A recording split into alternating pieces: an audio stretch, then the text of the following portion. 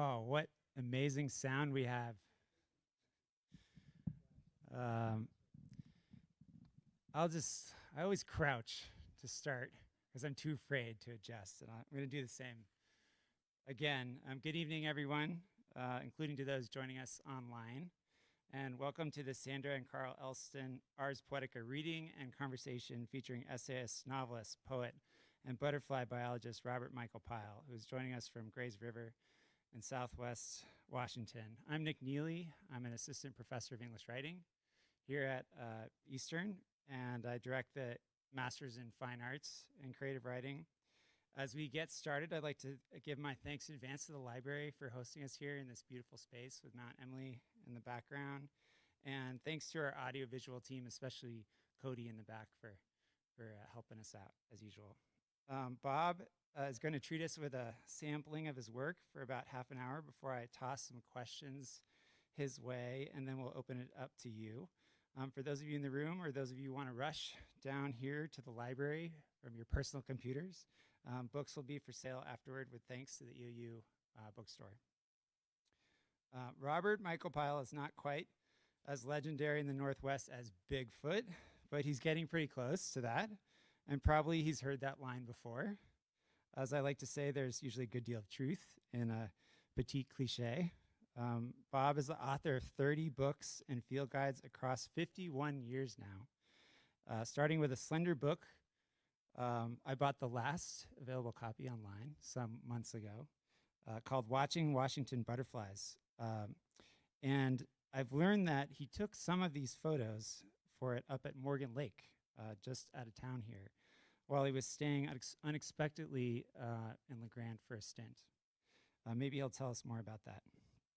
His first literary book was Wintergreen, Rambles in a Ravaged Land, about the cutover Willapa Hills where he lives in southwestern Washington. It appeared in 1986, promptly won the John Burroughs Medal for Natural History Writing, and he followed that with a book about the roots of his naturalist inclinations as a boy in Denver, The Thunder Tree, several books about chasing butterflies, a book in pursuit of Bigfoot, of course, and not only in pursuit of that, but much else, called Where Bigfoot Walks, set in the Gifford Pinchot National Forest, and another generous study of his home place called Skytime and Grays River. There are many more books, but I won't cover them all. In recent years, he's stepped forward as a poet. His latest book is his fifth collection, Swimming with Snakes, and he published his first novel, Magdalena Mountain, in 2018. I hear he's now working on a sequel, which is exciting. Among his many other honors are 3 Washington State Book Awards, a National Outdoor Book Award, a Guggenheim Fellowship, and various and sundry illustrious conservation awards. Personally, I'll say it's a great pleasure to have Bob here, as he's been an influence over the years for me, starting with my initial exposure to him via nature writing anthologies in college. I first laid eyes on him, and he won't remember this, when I was a lowly fellow at the Tamales Bay Writers Workshop back in, I think it was 2008.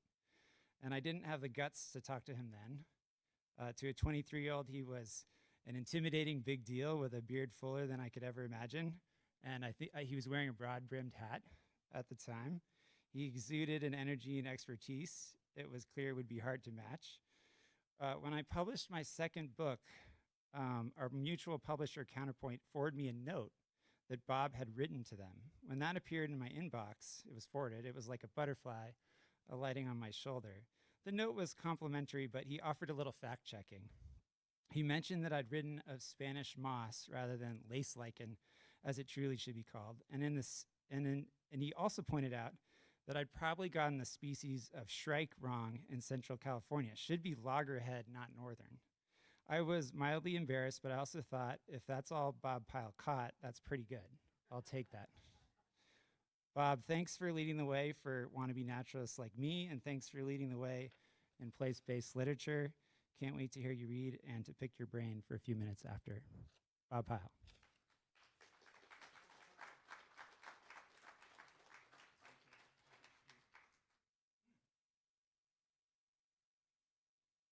Thank you, Nick. You are no wannabe. This is a major coming writer amongst us. And let's thank Nick for doing what he does on campus and having us here.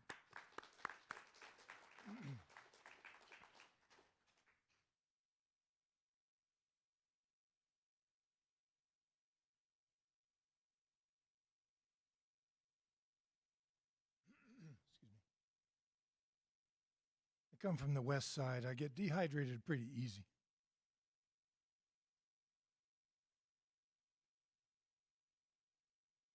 Ride on, big gray dog, ride on. Ride on, you long metal box on wheels. Ride on and on. Ride on, people of the alleys, streets, and farm towns. You mothers with small children eating baby Ruths for dinner. Ride on. Ride on, old man with useless legs, losing your pants as you slide down the steps for a smoke when the rest get out for theirs. Ride on. Ride on, you scarred black man, blonde woman, so loud your profane repartee so loud in the back of the big gray dog, where you found a refuge and an entourage, your laughs so loud and cackling in the dark. Ride on. Young roofer who asks me for pen and paper and draws tattoos, almost speechless, hungry, downing chips and Coke on my $2. Ride on. Ride, handsome boy with journal, never out of Oregon, to your fiancée in Florida. Ride, old hippie with a club foot and braces. Ride, you goateed philosopher dumpster diver with heroic BO. Reading Umberto Eco and telling your grinning seatmate about the Old and New Testaments and how Jesus loved Mary Magdalene, him telling you about CIA sex slaves. Ride on. Ride, dog, ride. Ride to the sordid lean-tos, squalid stations, the Denny's, the McDonald's, the Baker City truck corral, where the drivers always have the same tables and waitresses. Ride through heavy rain and moonrise, heat and sunset, past fawn, pronghorns, and white pelicans. Ride, you old woman with 2 coats who wants to buy lipstick and gets up for your stop hours early every time, blocking the aisle. Ride, you young woman with heartburn who gives the old one your lipstick and cradles your silent, hungry child. Ride on, you consternated patient drivers with your service pins and gray press suits and weary patter, remembering the strike and the snipers and dying to retire, who change in Denver, Salt Lake, Boise, Portland. Ride on, ride on, ride on, ride on.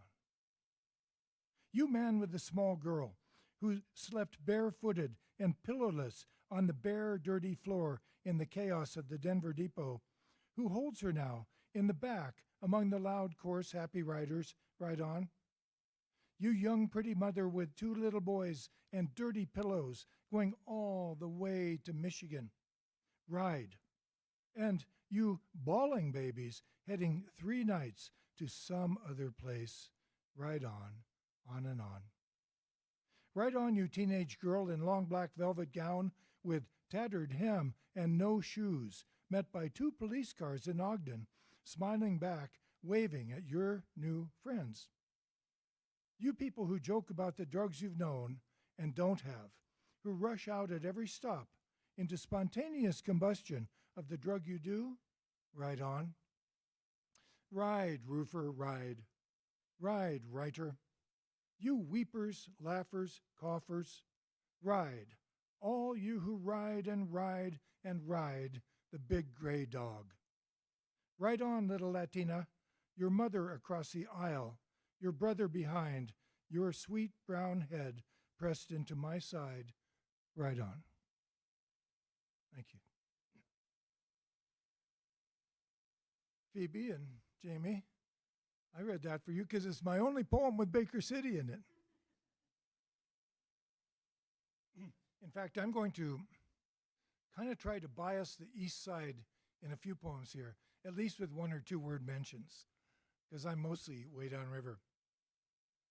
I'm so happy to be here, and again, I thank you, Nick, for having me, and thank you, Cody, for handling the tech, and every one of you for coming. But I have additional thanks here in La Grande. By the way, that poem about the bus, and it's a good thing for all of us to take the bus now and then, just to see how folks of lesser circumstance are bound to live. And then now they get there and they get out and there's ice waiting there, so never mind that. But I would not have taken that bus ride to Denver, although I'd taken a lot of Greyhounds before, had it not been for that was the year that Congress killed the Pioneer. Who remembers the Pioneer?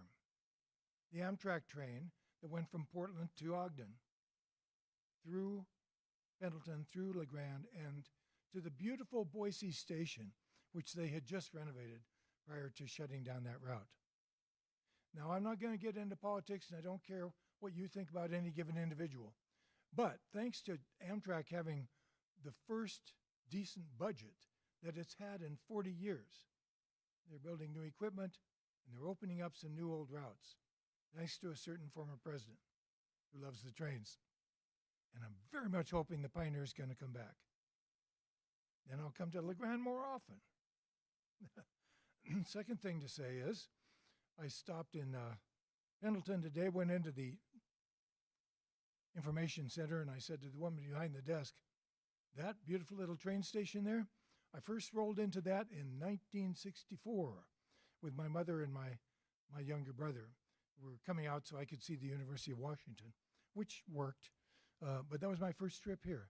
And we came by train, stopped there, and that was my first time in LeGrand. Many, many times since, but mostly in the summer of 1970, which was a extremely conflicted summer with a lot of beauties and some real heartache. And that was when my brother, same brother, 6 years later, was in a terrible car crash between here and Baker City. And I-84 was not separated yet. There was no divider. And there was a cattle truck, and there was their old Chevrolet. And Danny fell asleep trying to get back to their girlfriends in Denver from a trip out here. My brother lost his friends, but he was very badly injured. And he spent most of that summer in St. Joseph's Hospital. Does anyone remember St. Joseph's Hospital in this city? No, it was a few blocks from here, right over there. Lovely big white building. I don't know what it is now. County Commissioners. Well, I dare say they do some good work, but not as good as they did that summer because they saved my brother's life. And during that summer, when I went back and forth, I was just a kid. I had several jobs up in Washington. I came to LeGrand so many times. And a young candy striper, volunteer young nurse assistant, took pity on me and took me home to her family. And that was the Berries. Here's Lois and Peter right now. There's another brother, Michael. And Kim, the candy striper, went on to become the chief designer, is it, for the Ashland Shakespeare Festival? Stage manager for the Ashland Shakespeare Theater. But that was later. And the Berries saw me through that summer. They gave me good food, good conversation. They taught at the university, and which was a college then. And here we are, all those years later, still hanging out. So that's very happy. But there's other people here I'm very, very, oh, and by the way, they lived up by Morgan Lake, where I get to go tomorrow. Oh, you got your copy. Nick, where did my copy go? Okay. And Morgan Lake in that summer was essential to my very first book that I ever wrote. A little tiny book called Watching Washington Butterflies. It's my master's thesis at the UW in the forestry school. I had to talk them into butterflies. But it kind of took, and it grew into a much bigger book that's recently in print now called The Butterflies of the Pacific Northwest. That's been a 50-year journey over several books, all starting out at Morgan Lake, because that's where I took the first pictures of butterflies alive ever used in a North American Butterfly Field Guide. So you see, my history here is actually kind of thick. And it goes beyond that in the valley, because sitting in the second row, well, let me go back a couple rows later. Ann and Leon, where are you? Oh, you're right in front of me. How much can I see? My sister-in-law, the sister of my late wife, Tia, is right here, Ann Martin and Uncle Leon Martin, and they've come from Twin all the way for this. So I got family here, I got friends here, I got a student from the University of Montana, Nate McKean, he's here, a very good writer, and I've got all of you. That's all the talk. But I'm very grateful to be here and for you all to be here.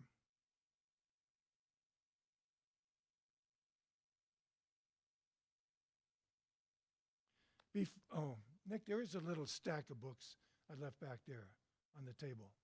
Got my field guide, the other field guide, or did I put them in? Oh, never mind, Nick, I got them right here. I just wanted to see you run. There's my copy. Okay. There's the new field guide now. So if you don't believe in evolution,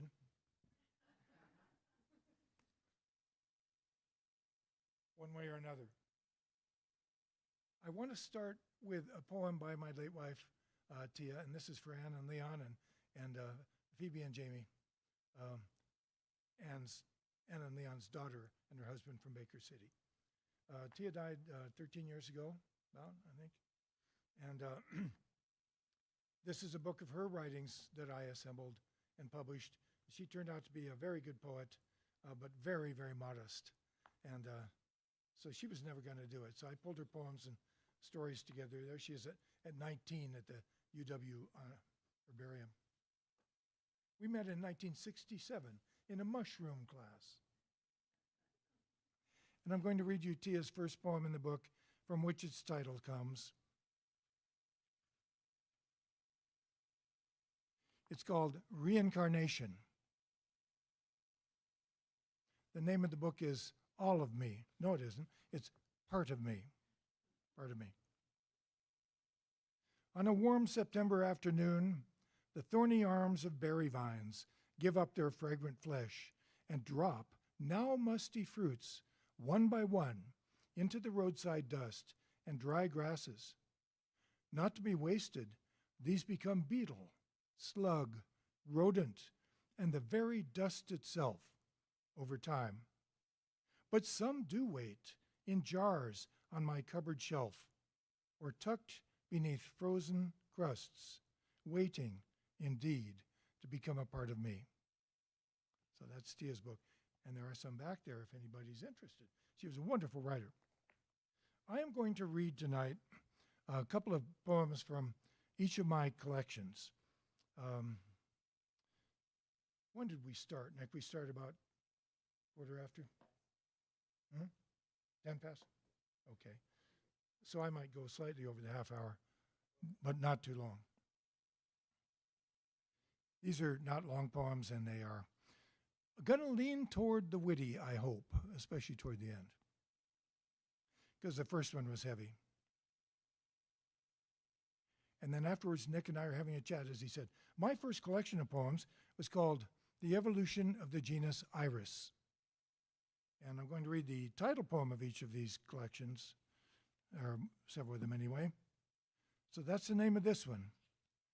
Anybody know those grape? I know LeGrand's a great town for irises, but does anybody know that beautiful big floppy grandma's irises, you know, the ones that just look so rich and big and full, and then they curl in upon themselves, right? Can you smell them? The Evolution of the Genus Iris. Those heat-heavy Denver afternoons, my grandmother brought me chocolate milk in the shade of trumpet vines, then took her rest inside. I waited for the cool of dusk to walk the low rows of her irises, to suck their outrageous scent, the yellow ones, the lavender, the enigmatic brown called root beer, the deepest purple. At dawn, Graham weeded along the walk, divided the rhizomes so my mother's garden might have them too. Now, beside our kitchen wall in May, the grapey petticoats of Lyris open, spill their sweet stink onto the blue-loaded air, lay out their golden furry tongues to stroke the bees into complicity with yellow. Lay out their golden furry tongues to stroke the bees into complicity with pollen. These irises didn't come from Grammy's garden or from Mom's. Another woman laid them down, broke them up, left them here for us. Yet they are the same irises. Their roots run, like the wild iris of these hills, back to the original tuber. And when their extravagant blooms fold in upon themselves and rot, even as the next night purple spear unfolds, their ink bleeds from the same deep well. Now, when I watched them fold in on themselves like that, all purple, I thought, you should be able to mash them up in a mortar and pestle and make a really nice purple ink out of it. And I did. And I wrote the first draft of that poem in iris ink. The problem was that purple was not a royal dye of ancient times, where if anybody gave away the secret of how to make it, they were, put to death. Royal purple was a secret for a long time because it doesn't stay that way. In my manuscript, in about 2 days, it turned into kind of a turd brown. But the words were there. My language won't get too much worse than that. I'm going to read a couple more pertaining to Tia.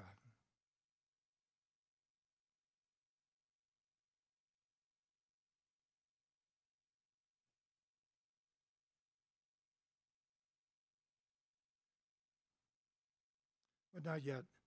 I'll read another one over here on this side of the mountains, in part. It's called Rare Worm. Doesn't sing or smell sweet. You can tell I've read from this book a lot. This is in quotes. Rare worm doesn't spit or smell sweet. Thus spake USA Today, when the Palouse giant earthworm turned up again after 20 years of absence. Well, not really absence. They were down there all along, relaxing into their flaccid longitude, deep underground. Their cousins, the Oregon giant earthworms, had been missing even longer. Old lore said the Palouse giant earthworm smells like lilies. Old lore said it spits and stretches up to 6 feet long. Not so, said USA Today. These were only foot-longs. No spit, no sweet scent. Kind of like finding Bigfoot, and he's only 5'10" with 9B trotters. I don't know about the spitting, but what if you were lost for 20 years and then found and weren't the same as everyone expected? What if they all found out that you don't smell like lilies after all? Now a couple more Tia poems.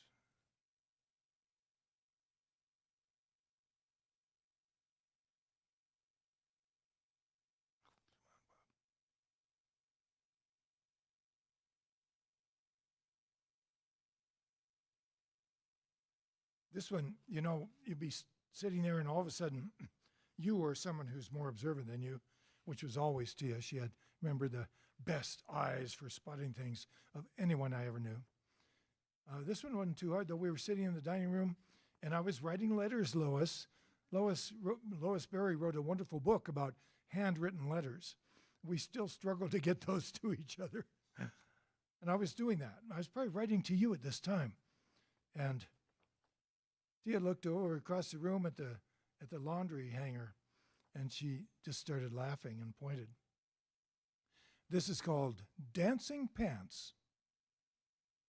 The blue cotton panties and white cotton briefs dance in the warm air of the heat vent, swing back and forth, up and down on drying rack bars. Perpetual motion in the nether regions, tireless.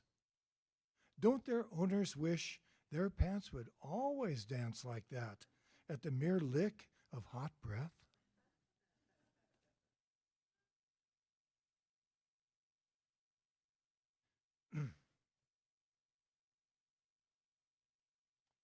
Moving on to the next collection,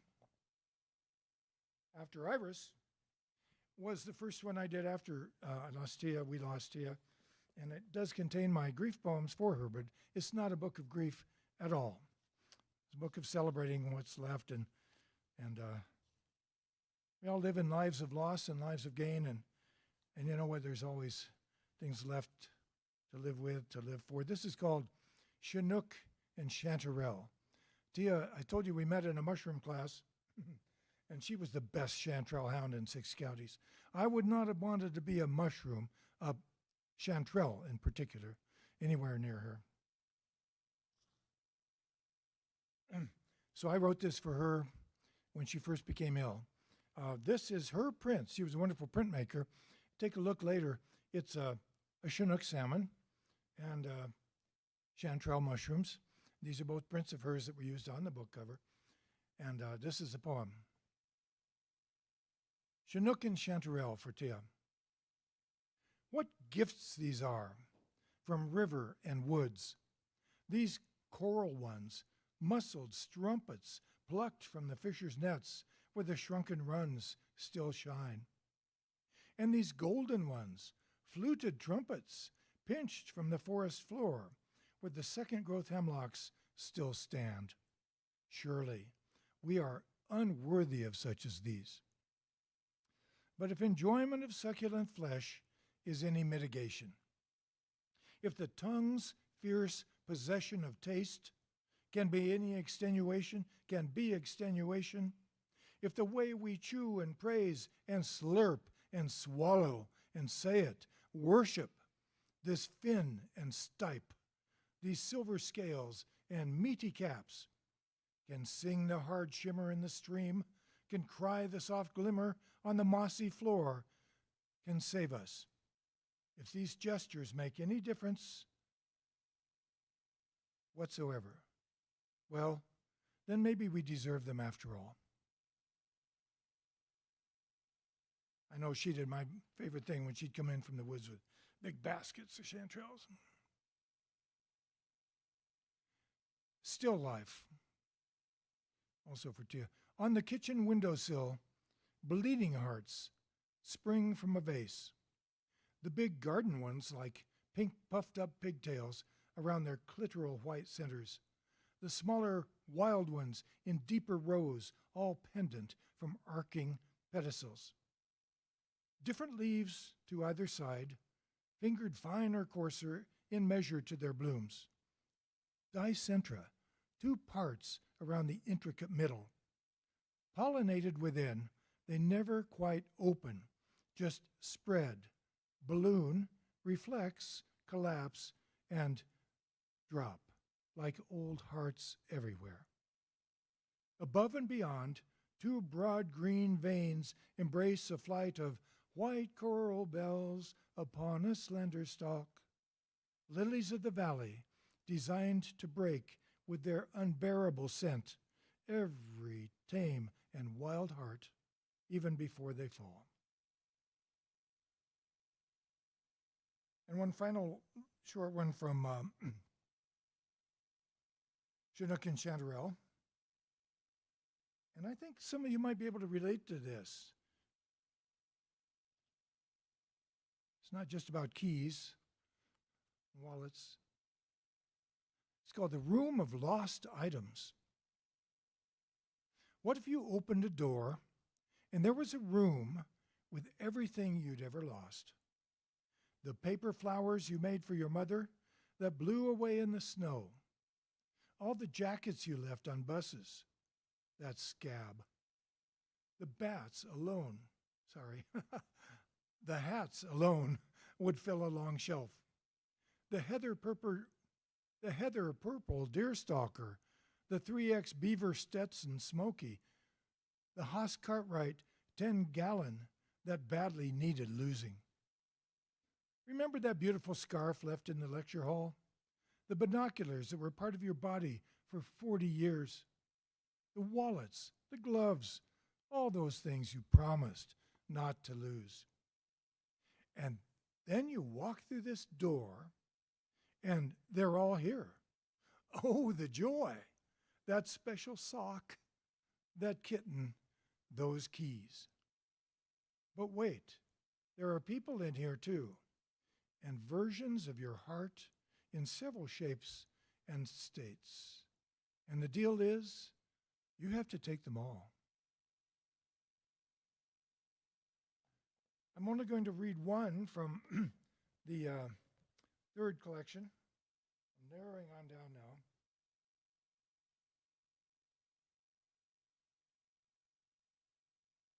Do I even have it here? Oh, here it is. Yeah, the edition back there is a pretty blue one. It's the best edition, but this edition is ring bound so I can open it easily. It's a story. It was going to be a novel. It was a lot easier. The first novel, Nick, that Magdalena Mountain, took me 40 years and 10 drafts. The sequel better not take as long. I don't have quite that much. I didn't have 40 years for this one, but it was a good idea for a novel. And I thought, you know what, it'd be easier to write a poem. And it does make it this far east briefly. It's called The Book Boat. There's one reference to La Push on the Washington coast having to do with Twilight. Anybody remember the Twilight scene, werewolves and vampires and all that? And I think that's it. The Book Boat. He bought a good old tub named Lorraine off an old salt gone to shore on Sovey Island. Barely knew navigation, let alone diesel. So come spring and still afloat, he found a mate, a worse-off soak, never dried out, in a tavern off Lower Burnside on Water Street. To caulk decks, pump bilge, romance the fickle engine to life. And when it began to look like Lorraine might not sink, he built shelves in the hold and started buying books wherever he could. Goodwills and thrifts in the Dalles and St. Helens. Library sales in Rainier and White Salmon. The remainder tables at Powell's. And then, recalling bookmobiles from his boyhood on the plains, he hung his shingle on the bridge and took the book boat on the road, on the river. And so it went up and down the tidal reach, Bonneville to Baker Bay and back again, sometimes through the locks all the way to Lewiston, laying his wares before the boaters, the fishers, the workers, the loafers, all of them hungry for good books, though they might not know it. He sold them cheap, gave them away, or, his favorite, bartered for fish, fruit, or laundry. Swapped a late Brian Doyle for a sturgeon. Middlemarch for Maryhill wine. Made enough for ground beef, beer, and diesel. Even the cat got fed, and the mate paid enough for drunken leave ashore. Lorraine became a legend up and down the river. Marinas vied for her, gave free moorage for a night or three, until he started to wonder about the islands, the inside passage, and beyond. So he took Lorraine across the bar and didn't die. Put in at La Push, where he sold all of his pushkin to a Russian emigre, and a set of Twilight to a wannabe werewolf. And then east up the Straits, Nia Bay, CQ, PA, PT, Anacortes, and points north. Last rumors came from Kodiak, but even now the Columbia remembers, and there's always a slip open just in case. So that was easier than a novel, but I hope it has kind of that feel to it. You can write it, it's okay. Just credit me. The book is called The Tidewater Reach, and it's a field guide to Lower Columbia River in poems and pictures. And it's the beautiful photographs of my favorite photographer, Judy Vandermaten from Cathlamet, way down the Columbia. I'm even farther down in Grays River, Washington. And my poems. And all 44 poems are about the Tidewater Reach, way down there. It's tidal all the way to Bonneville, you know. However, that poem does go as far as Lewiston. I hope you caught that. we're running down now. And the next to the last collection is called The Last Man in Willapa. I'll read you that title poem. The cover of A Cute Rainbow Bear was painted by a dear friend of mine who was the director of Alaska State Parks for 14 years. He set aside more state parks wilderness in Alaska than anybody else ever did. And now he's a painter on Bainbridge Island. And he's done my last 2 book covers and one of my girlfriend Florence's book covers. And they're colorful, and I love him. But it's not easy because artists don't usually have to deal with editors the way writers do. But he did to get just the right bear and just the right snakes. And so after well, I'll read you that in between when I get to that book. Last Man in Willapa, and I'm going to read the title poem, which is called The Last Man in Willapa. Willapa is the Willapa Hills, where I live, which are the Coast Range of Washington south of the Olympics, far less dramatic than the Olympics, far simpler geologically. They're basically between the Chehalis and Grays Harbor on the north, Willapa Bay on the west, the Cowlitz River on the east, and the Columbia River on the south. And I live right in the middle of it, but down just off the Columbia. I call the whole area Willapa, and I wrote a book about it called Wintergreen, which is back there. Also Skytime and Grays River. And something in that book, there was a chapter called There Ought to Be Bears, and here's the story. Before, there were bears, and then there was Weyerhaeuser, Crown Zellerbach, and hounds. The hound hunters and timber beasts wiped out the black bears of Willapa, who had a taste for sweet cambium of Douglas fir. But when the companies sold out and the hounds were banned, the bears came back. More and more folks saw black bears in Willapa. Bird feeders went down. Rumors flew. The years went by. Everyone was seeing bears. Everyone, that is, except for him. He saw a puma. He saw bobcats. He saw otters, mink, and muskrats. He even saw that elusive rodent, the mountain beaver. But bears, and that's not a beaver, it's a different thing. But bears, he couldn't spot one for the life of him. And then one day, a hired hand ran in and said, "I met a bear, a big one." They found its splats of wild honeycomb and pears. Next day, the last man in Willapa to see a bear saw the bear beside his mailbox, waiting for delivery, or for him for a change. And there he is. And by the way, Anna and Leon, when you came for Tia's memorial at the house, you stayed in my neighbor's house across the highway. Yeah, not long after this bear at the mailbox, actually it was this past fall, my neighbor saw, or his daughter waiting for the school bus, saw a train of 6 black bears crossing from my place into their place. So I guess the bears came back. The second poem in this book is the shortest poem in the book. I had the pleasure of going to Cuba a few years ago when it was briefly a little bit open. The Rolling Stones went, and President Obama went, and I went. But don't put those in the same bucket. No, I went with a group of poets who got to study with and read with and drink toasts with and basically hang out with a group of Cuban poets. And one section in this book is called the Cuba Poems. And I'm going to recite the shortest poem. There's one called The Cats of Havana. And then this one. It's called The Bats of Havana.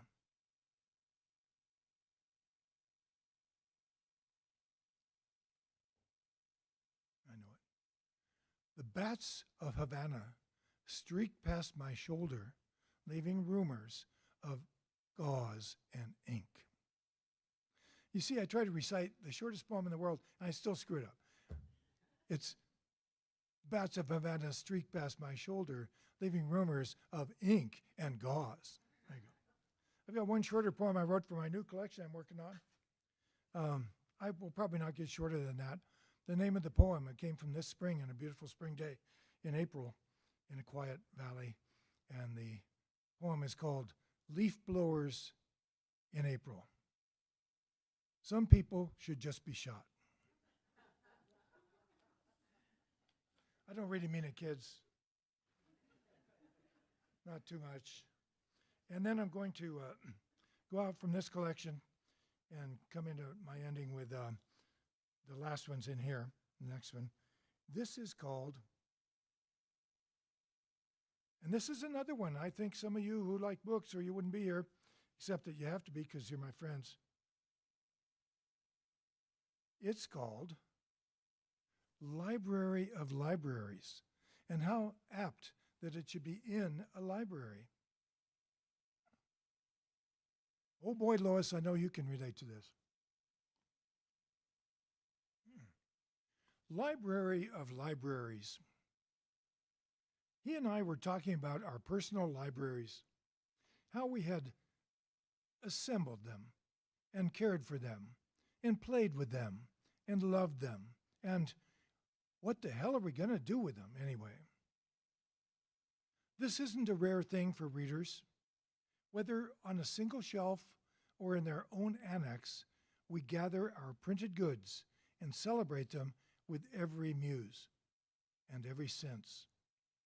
They give us so much pleasure. We feel they deserve a future beyond us altogether. But who will care? Who will read them, keep them, feed them, feel and smell and dust them, take them down and put them back in just the proper order? Who indeed, as I did for my parents' books and some of my grandmother's hundreds? No one, that's who, unless you're one of the lucky ones with the bookworm kid. It'll be all yours, Peter. You got to deal with Lois's 10,000 books, but no time soon, okay? No one, that's who, unless you're one of the lucky ones with the bookworm kid. It'll be Goodwill or bulk rate with a used book dealer, or pulp, or worse, I guess that's why I had the dream out of desperation. In the dream was a great big building with many rooms, a one-time school, an institution, or a factory. Each room had a name on the door, and inside all the books that person owned, shelved just as they had been at home. No Dewey Decimal System or Library of Congress numbers here. It was a library of libraries. And when you went inside, you would see not only all of those books, but what made each book lover tick. Each room, a biography in books. Lots of chairs and desks and daybeds.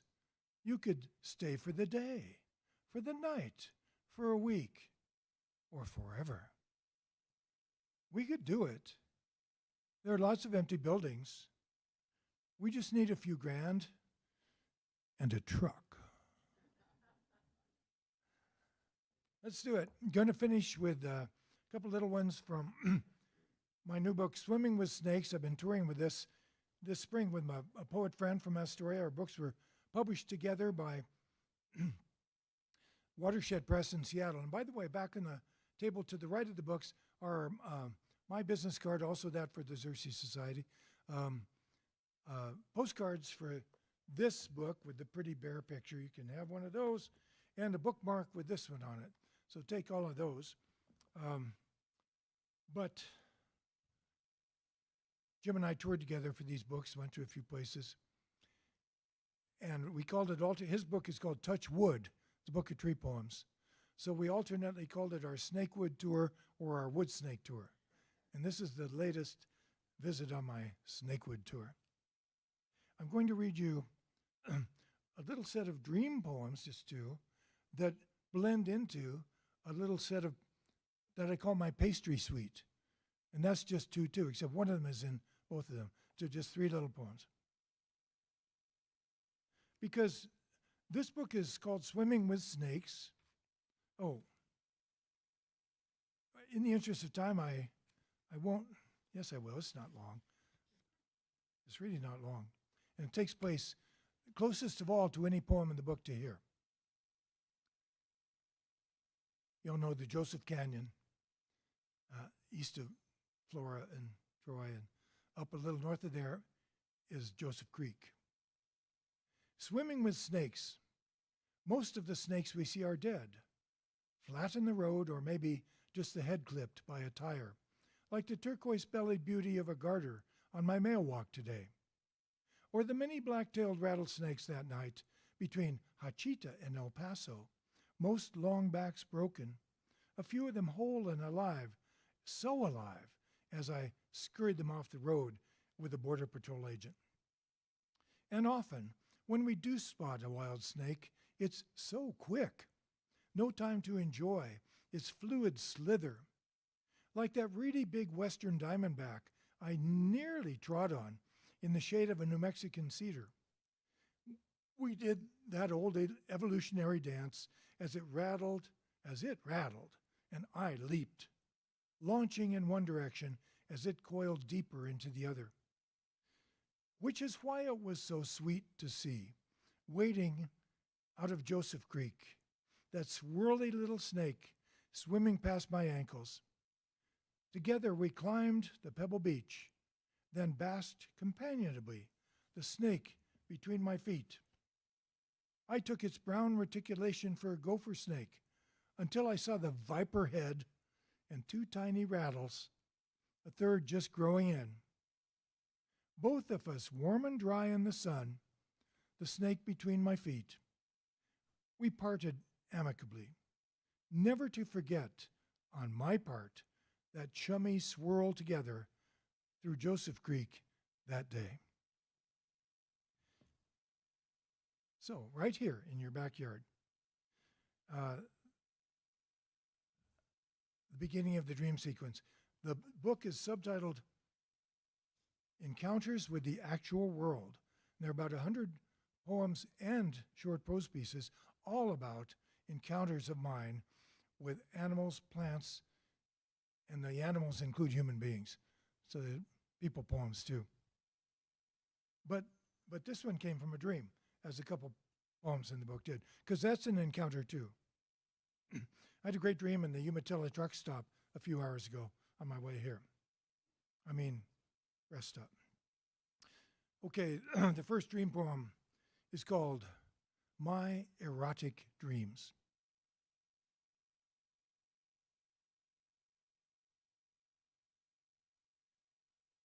Phoebe, you got to tell Dory, my stepdaughter, Phoebe's cousin, that I actually read this tonight. Okay. I can't read this poem in Portland. They're not sophisticated enough. This is called My Erotic Dreams. My erotic dreams anymore are few and far between. They pop up unexpected, inserting themselves in the usual flow of conferences, meetings, romps, field trips, and flights of fancy or reality, so real when I fly. It's as if I'm actually aloft. How did they do that? All sorts of butterfly dreams, out of season, out of range, out of my mind with the excitement of new species never even imagined, and then, dang, awake. With nothing left in my net but loss. Or there will be snow, or water, or wild tracks through canyon and wood, and of course the crazy buildings, dead ends, and lost pants or words in front of all the people. But the erotic dreams now, they're not on order. I cannot conjure them up or get them back after a bone-aching waking sends them away for good. Nothing kinky, mind. Nothing below the belt. And never, ever a happy ending. Just that delicious tincture of human touch that keeps a young boy alive or an old one kicking. And a certain sweet thrill that may stick with me through breakfast. Sometimes it will be one of the loves of my life, and that's especially welcome. if always too soon gone. Usually someone I've never met. Sometimes we are young, sometimes not, and my amazement magnifies with her generosity. The other night, it was a lovely woman I'd never met. Who knows where she came from or how we were thrown together? There was a touch and a nuzzle. There might have been a kiss. There was that ecstatic thrill of what's to come. And then there was Jake Tapper. Setting down his bags on a cot in our room was Jake. CNN stenciled big on his duffel, settling right in as if he'd been embedded in Desert Storm, not smack in the middle of our meek and fragile affair. He apologized for butting in, but it was all over. I did not want to dream about Jake Tapper, so I woke up, and that was that. Thanks a lot, Jake. It could have been Walter Cronkite or Edward R. Murrow, or Barbara Walters, Chet Huntley, or David Brinkley, or any of Jake's colleagues, Anderson, John, Wolf, or Dana, even Rachel Maddow, or any random reporter from Fox. So why was it Jake? And what was he doing there anyway? You'd think, what with Gaza and Ukraine, Stormy Daniels and stormier weather, that he'd have better things to do with his time. Not much of a headline for CNN. Old guy has erotic dream. Little happens. Never mind. Go home, Jake Tapper. Leave this ancient heap to the sweet and feeble, withered, but vivid playground of his erotic dreams. And the second of the Dream Suite, which is also the first of the pastry suite. It's called the Butterhorn. Anybody know what a Butterhorn is? It was an old-fashioned kind of pastry, breakfast pastry. Lots of sugar, lots of frosting, and a swirl, and I loved them. And they're rare anymore, you know. Those bakeries are rare anymore. Now the bakeries are all frou-frou with fancy this and that, but I did see a bakery in Pendleton this morning. It looked like they might have a Butterhorn. This dream came to me, this poem came to me in a dream, and I promise, I actually woke up, actually wrote it down right then, and every word came in the dream. I have not edited it, not one word. The Butterhorn. And though you eat carrots, you pound. And though you've eaten dark leafy greens, you pound. You pound and pound and pound on death's door. When he finally opens up, you know you were nuts to ask in. And if you are lucky, he'll leave you a nice big Butterhorn to remember it all by and to make up for all that kale. All came in the dream. And one final poem. Since I started on a heavier note, we'll end this way, which is almost ridiculous. It's called, second in the pastry suite, it's called Who Stole My Cinnamon Roll? Do any of you live with mice? Mm-hmm. I do. Okay. The mice eat everything around here and then crap on everything everywhere they've been. They get into the butter, the peanut butter, the bread. But a whole cinnamon roll? Just gone? Barring Mighty Mouse, there is no way a deer mouse did this. WTF. And then it hit me. I must have a rat. I've never had rats before here, except one baby one that my cat sat on in the front yard and then ate. But what else could it be? I stuffed the rat-sized hole under the sink with old tinfoil and then set 3 enormous hand-breaking rat traps. They caught only tiny mice, so smushed they could only be identified by their dental records. I would not have pursued this mystery were it not for the sheer size of the cinnamon roll and the perfidy of the offense. I was really looking forward to that role. But nothing came of it all. I never caught the rat, and the crimes tapered off, though one stick of butter disappeared, and half of another ended up inside the peanut butter tub. Who knows what goes on down there at night? I don't suppose I'll ever find out who stole my cinnamon roll, or what became of the 2 whole packs of McVitie's chocolate-covered digestive biscuits from England. But that's a whole different story for another time. Thank you so much.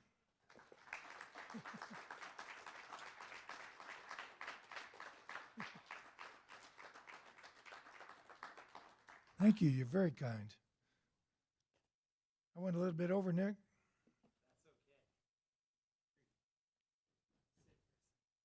Let's do. Let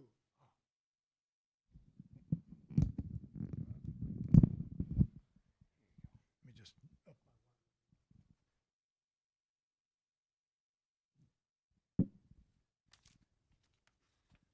number of water bottles that are going to be in that room of lost items, I tell you.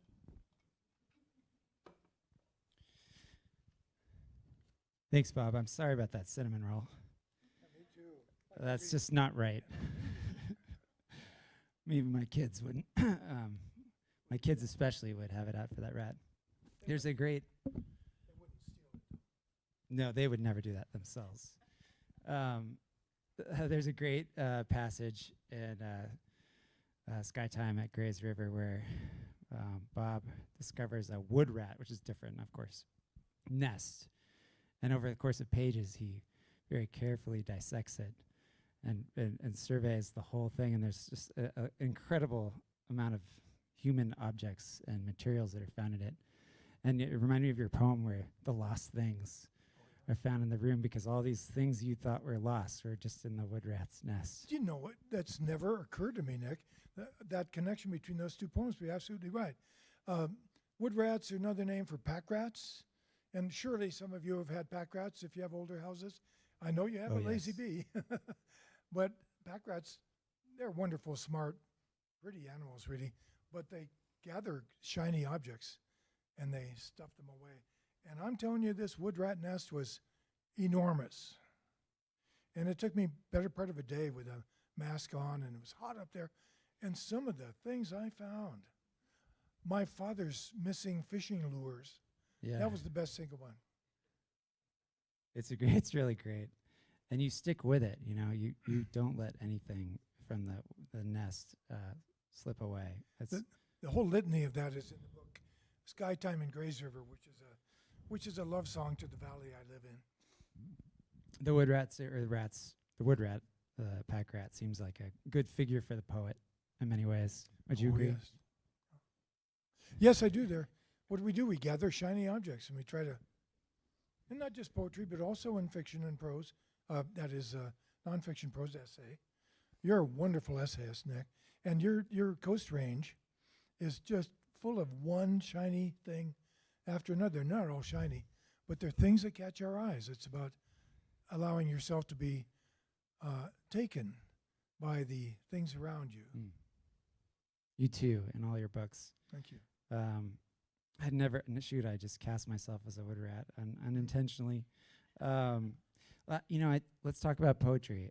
I wasn't sure you were going to read only poetry, but I'm glad you did. It's a side of you I know far less well. And I guess my question is, how did you tip? Well, it's a 2-part question. Can you tell us briefly how you tipped into literary nonfiction from your butterfly work? Maybe those were ongoing, but then one emerged later. And then, why did you then tip into poetry, sort of at a later stage? And in the middle, do you want a very short answer to why I tipped into fiction along the way? Absolutely, Okay. yes. I'll do this quickly. Gonna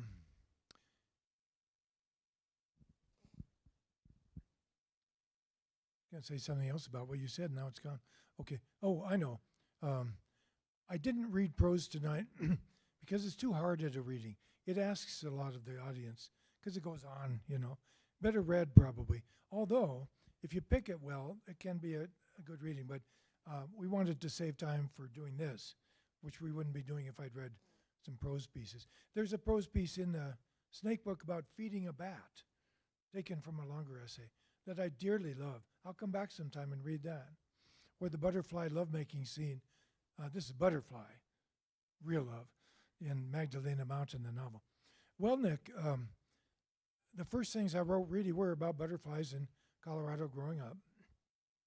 But when I got to the University of Washington, I was already interested in conservation because I had a fourth grade teacher and then a high school teacher who were conservationists, as was my mother. And so I started studying about that and joined the campus conservation group. And I started writing conservation propaganda, which is not a bad word. You know, you're trying to bring people around to your viewpoint. And it was about the North Cascades National Park and the dams that were going to be built at the Grand Canyon and were not, all kinds of things. And so I wrote those kinds of articles. And in doing that, I realized that what I most enjoyed was the actual personal experience of going out there more than I enjoyed the journalism, the factual reporting. I mean, essay contains facts, and you've got to be just as attentive to truth as you do in journalism. Journalism is the hardest kind of writing because it's so hard to do. You're supposed to be transparent yourself and tell nothing but the truth. We know it never happens, but there is that ideal. But the essayist gets to write about fact and share knowledge and fact, but also gets to write opinion and perception, poetical, lyrical writing. Sometimes in newspapers, those people are called columnists. So I enjoyed that part more, and so I started writing essays for things like the Sierra Club newsletter, and there were all kinds of little newsletters and things that would publish my earliest essays. And the very first piece I got published in a national magazine was called Willapa Bay, and it's about Willapa, where I live now. That was in Audubon, which for me was a really big deal. That was a big magazine at the time. By the way, that poem about the irises, that's the first poem of mine that was ever published in a large national publication, the North American Review, which Thomas Jefferson published in. So take that. Not many cents. So that was how I got into essay from butterflies. I kept writing butterflies, but my first book was The Little Watching Washington Butterflies. My second book was a North American field guide for Audubon, the Audubon field guide to North American butterflies. Almost killed me. Last book I wrote without a typewriter. I mean, I had a typewriter, without a computer. I almost died of whiteout poisoning. Students of EOU, do you know what whiteout is? When you type, I think I've seen it once. Blot it out and type over it again. It's very toxic. And the book, anyway, I got that book done, and then I had written some essays when I was a grad student back east that I sold to Horticulture magazine. Not one of your big, well, it's national, but plants, but they were trying to get beyond plants. And those essays, 4 of them, were shown to an editor at Scribner, which was a grand old American publishing house. And I got a letter from an editor at Scribner who said, "Would you like to write a book for us?" Wow. And I said, "Heck yes." And he said, "You might want to start with butterflies because that's what you've written." So I wrote a stealth book for getting into essay. It's called The Handbook for Butterfly Watchers, but it's not a handbook. It's essays, personal essays about bringing butterflies into your life that you're supposed to use alongside the field guide. It's been out of print for quite a while, and now I have a co-author for the new field guide, and she's smart and young, so she's going to redo the photography, apps, iNaturalist, all the hard stuff that I can't really be doing. We're going to bring it back into print. So that was those little breaks led to big breaks. yeah, and then that led directly, Nick, into Wintergreen. So Wintergreen was where I wanted to be, writing a literary essay for Scribner, and then Scribner tanked right after that, but we went on. So you had an incredible, career in nonfiction, and then why poetry? Yeah. Why did that suddenly come out? And about the 10 years fiction, ago? just very briefly, all the way along the line. I was doing the fiction the whole time because when I was back in grad school, I wanted to write a kid's book about my favorite butterfly. There was a wonderful one about monarchs written by Joe Brewer. I've done a lot with monarchs. I have a book about monarchs and so on. But I wanted to write about a black butterfly called the Magdalena alpine. Real true butterfly. The only all black butterfly in the world. It lives up in the high rock slides of Colorado. But I quickly got bored with writing the kids' book. I wasn't good enough at doing that. And I decided I wanted to write it as an adult novel. Kids are humans. An adult novel. But I didn't know how. I didn't know how to write people, write dialogue and all that. And it was my apprenticeship in fiction that took 40 years to, I think, get right for the book. But I started it way back then. Okay, so fiction is the most fun. Poetry. I started writing poetry very young, as many of us did in elementary and high school, and it was bad. And it was still bad in college. I didn't write very much. Bad love poems. Really bad poem about redwoods in California. Read it at a beatnik coffee house in Seattle, and everybody looked at me like, Get on the road. redwoods, man, really? And so it was a while. If And anyone could make redwoods cool, it would be you. So I don't know. We well, should come back to I that. may revisit that poem someday. But how it happened was that I started reading more and more poetry. You know, we weren't necessarily exposed to the right kind of poetry in elementary school.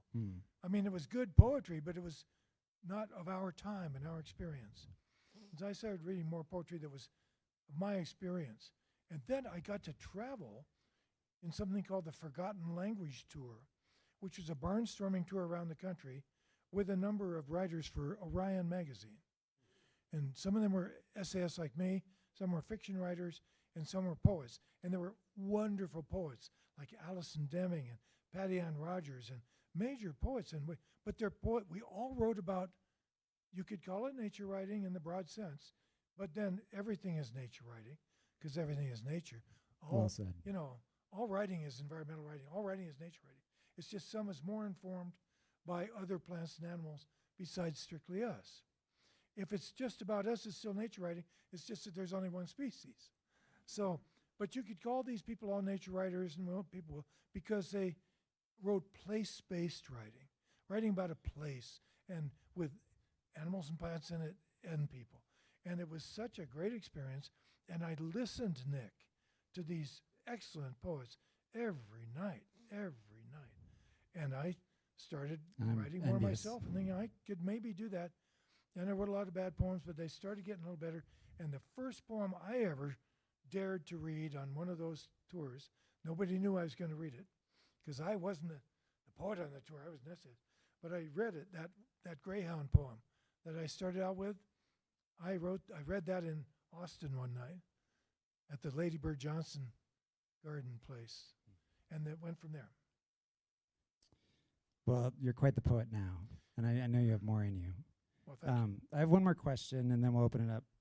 I hope you'll have a couple questions at least. Tell me about, hearing your work. There's the language of science, right, flows through your poetry. What are some of the challenges, or how do you think about using scientific vocabularies or ecological terms in your poetry and using that as music and as fact simultaneously? I think about my own writing's been criticized sometimes for being too jargony, but I love jargon and think it has much poetry to it. Thank you. Nate, are you back there? Would you go back and grab a copy of Magdalena Mountain, please, and bring it up? That's a very good question because I'm trained in wildlife biology and ecology and forestry. I was not trained in writing, except for some very good high school teachers and a couple of pretty good ones at the U, but I didn't get to take many writing classes as such. You may have benefited from that, but I say that as someone who loves to teach writing. I consider my Master of Fine Arts to have been, thank you, Nate, working with an editor at Houghton Mifflin, another grand old publishing house that I was so lucky to do six books with before he was taken way too young by a cancer. And working with Harry, still with pencil and manuscript, for 6 books, including The Thunder Tree, my Colorado book that took 7 years, 6 drafts. That was my cold and warm water bath in doing that. But yes, because I was trained as a scientist, I had a vocabulary, and I realized a lot of that vocabulary is beautiful. Like the names of the butterflies. Celestrina, the little blue butterflies that fly in spring, their scientific name is Celestrina, which means spirit of the blue sky. Isn't that beautiful? Scientific language is not necessarily ugly. And this is true of the terms as well.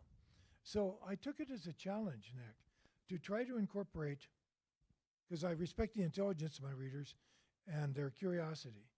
And I wanted to give them enough meat to think about, and they can look up more if they want. So easy now. But also wanted to give them language that they would take to bed with them, and it might enter their dreams. I want to write. I want to write like an angel, and sting like a bee. No, that's not it. That's not how it goes. But I want to have some science in there. But I also want to bring you the interest of science. Oh, I'll give you a quotation that says it all. So there's a writer by the name of Vladimir Nabokov. People call him Nabokov a lot. Sting in The Police calls him Nabokov in that song, Don't Stand So Close to Me. Just like that old man in that book by Nabokov. People say Nabokov. The book is Lolita, which was misconstrued as pornographic in the 1950s. It was anything but. And it is now considered by Martin Amis, one of the greatest novelists, as the most moral book maybe ever written and published about pedophilia, which nobody wrote about then and is a lot now. But it's a brilliant, brilliant, deeply moral book. But Nabokov was a butterfly scientist as well as a superb novelist. And he curated the butterflies at Harvard while he was teaching at Wellesley, and finally went to Cornell and taught Russian, and because he was from Russia. He left after the Russian Revolution. Then he had to leave Germany after the when Hitler came in, because his wife was Jewish.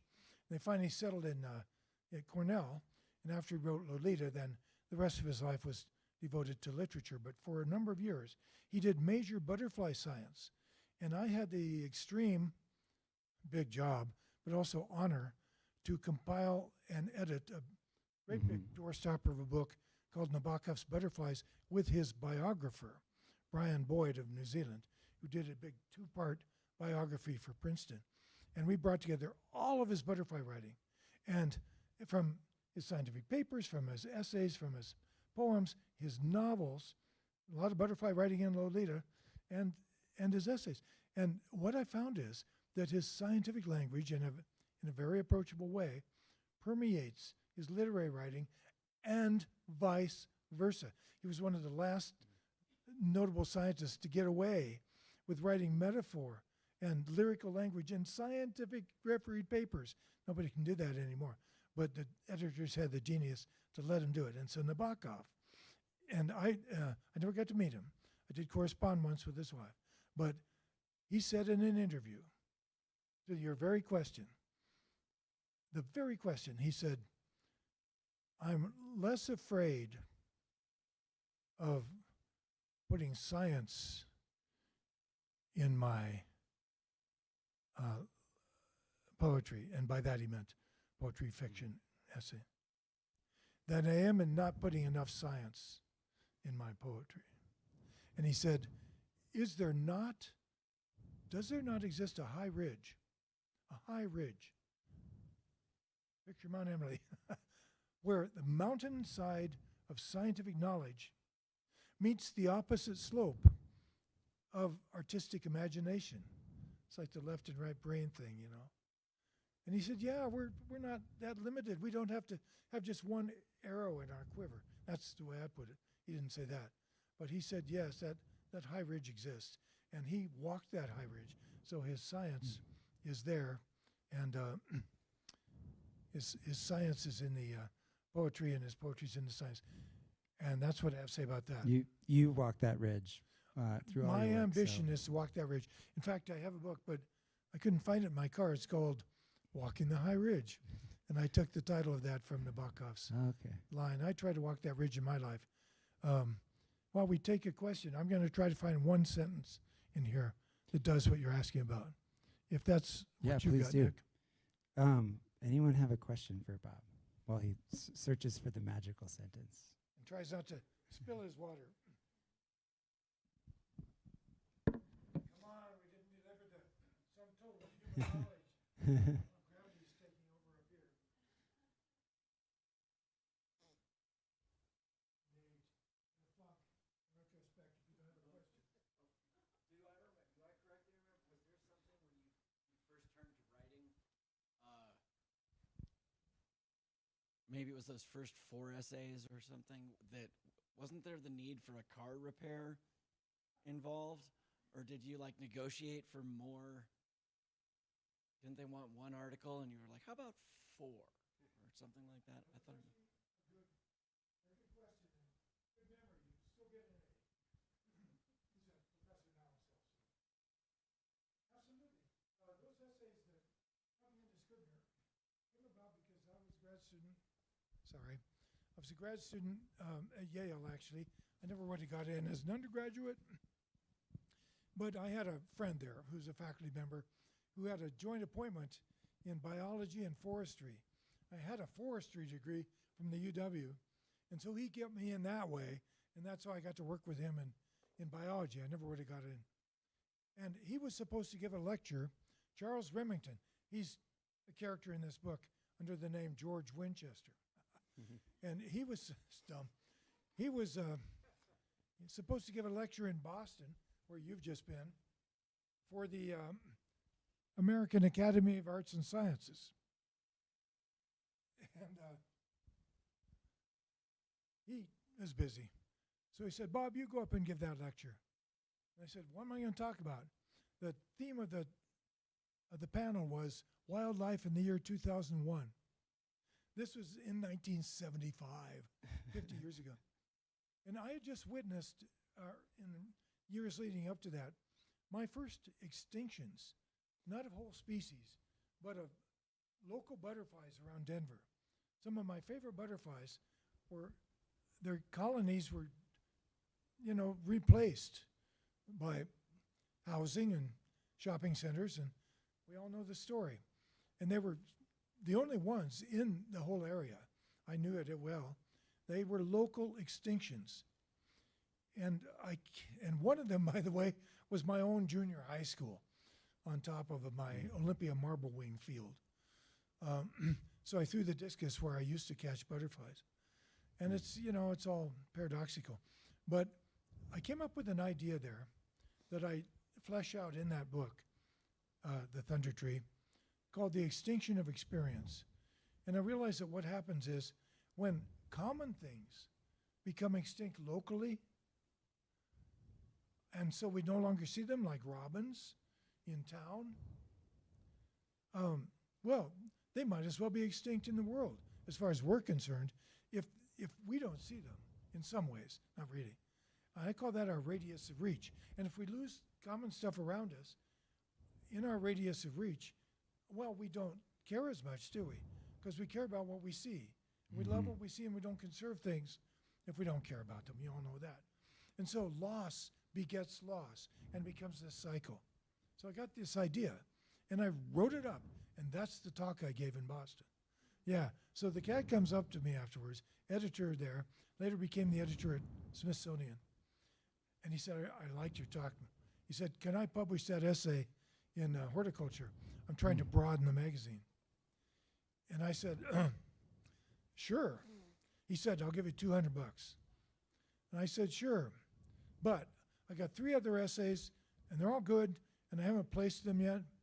One was about urban wildlife. One was about wildlife and the warriors, how military reservations are important for wildlife, like Boardman, and so on. And the other one, I don't know. Oh, I know. It was an adventure in an English bramble patch. I got to study in England for a year, and I was researching a rare butterfly. And where I was looking for it was in a bramble patch that darn near killed me. I almost didn't get out. I've been in quicksand. I've almost drowned. I've been lost in the New Guinea jungle. And it was this English bramble patch. And I wrote an essay about it called The the Bramble Patch Trap, and I couldn't publish it because everybody thought it was stupid dark humor, and it was real.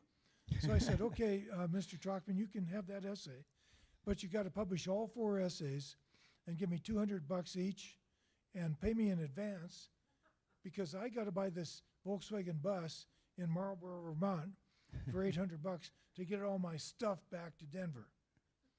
And he did it. And that led to Wintergreen, which led to my career. You made it happen. Thank you, Nick. I mean, Nate, good question. Any other questions? I got to find this for you. It's the ultimate mating sequence of the Magdalena Alpines. Just one sentence. We should probably finish with this sentence, and then Bob will be signing books in the back, and we'll field your questions. Yeah, you're probably going to have to read it yourself. Hard to find. It's like searching for a butterfly in a book. Yeah, searching for a butterfly in a butterfly book.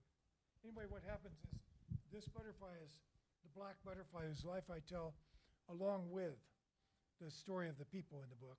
And then they all come together over the butterfly. But the butterfly is seeking a mate, flying up and down the rock slides.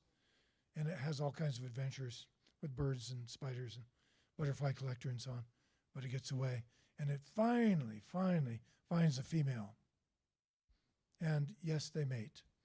And there's just one line about the male's Aedeagus slipping into the female's bursa copulatrix. That'll do. I don't need the line. It's just Very cryptic. and that's your thing. Those are 2 scientific terms that you don't need to know what they are.